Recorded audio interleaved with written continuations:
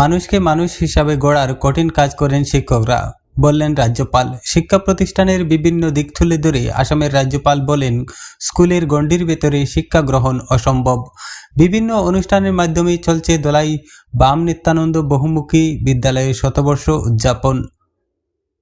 প্রথমবার কোনো স্কুলের শতবর্ষ পূর্তি অনুষ্ঠানে অংশগ্রহণ করে খুশি ব্যক্ত করলেন আসামের রাজ্যপাল গুলাব চাঁদ কাটারিয়া। রবিবার কাছাড় পুলিশের কড়া নিরাপত্তায় দলাই সমষ্টিতে পা রাখলেন আসামের রাজ্যপাল গুলাব চাঁদ কাটারিয়া। দলাই বাম নিত্যানন্দ বহুমুখী বিদ্যালয় অর্থাৎ বিএনএমপি স্কুলের শতবর্ষ উদযাপনে যোগ দিতে প্রধান অতিথি হিসাবে উপস্থিত ছিলেন রাজ্যপাল গুলাব চাঁদ কাটারিয়া। প্রধান অতিথির বক্তব্যের সময়ে নিস্তব্ধ হয়ে যায় গোটা মঞ্চ। 20 মিনিট ধরে সহস্রাধিক শ্রোতা শ্রবণ করলেন মহাপুরুষের মহাবাণী। দলাই বিএনএমপি স্কুলে চলছে শতবর্ষ উদযাপন অনুষ্ঠান। শতবর্ষ পূর্তিতে বিভিন্ন কার্যসূচি হাতে নিয়েছে শতবর্ষ উদযাপন কমিটি। 28 জানুয়ারি থেকে শুরু হওয়া অনুষ্ঠান চলবে আগামী 30 জানুয়ারি পর্যন্ত। রবিবার সকাল 8:30টায় শতবর্ষ উদযাপনের পতাকা উত্তোলনের মাধ্যমে অনুষ্ঠানের আনুষ্ঠানিক সূচনা করেন রাজ্যের মন্ত্রী পরিমল শুক্লবৈদ্য। পরবর্তীতে স্কুলের প্রয়াত শিক্ষক শিক্ষিকা ও কর্মচারী বৃন্দের প্রতিকৃতিতে করা হয় মাল্যদান ও পুষ্পার্ঘ্য অর্পণ।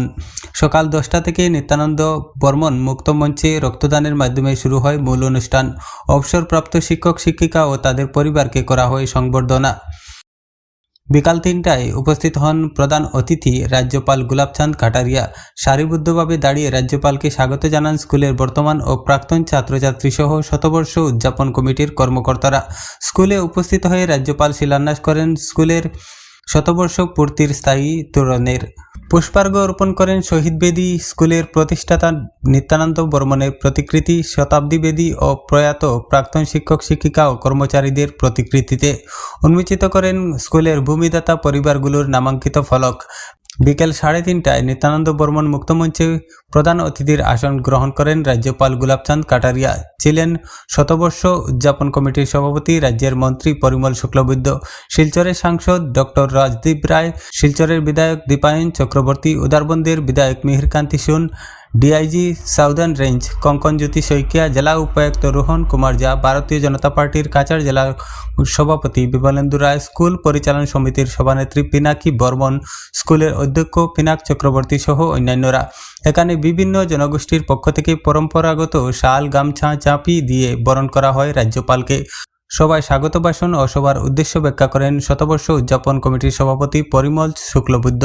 মুখ্য অতিথির ভাষণে রাজ্যপাল উল্লেখ করেন, জীবনে প্রথম শতাব্দী প্রাচীন কোনো প্রতিষ্ঠানের শতবর্ষ উদযাপনে অনুষ্ঠানে অংশগ্রহণ করেছেন তিনি।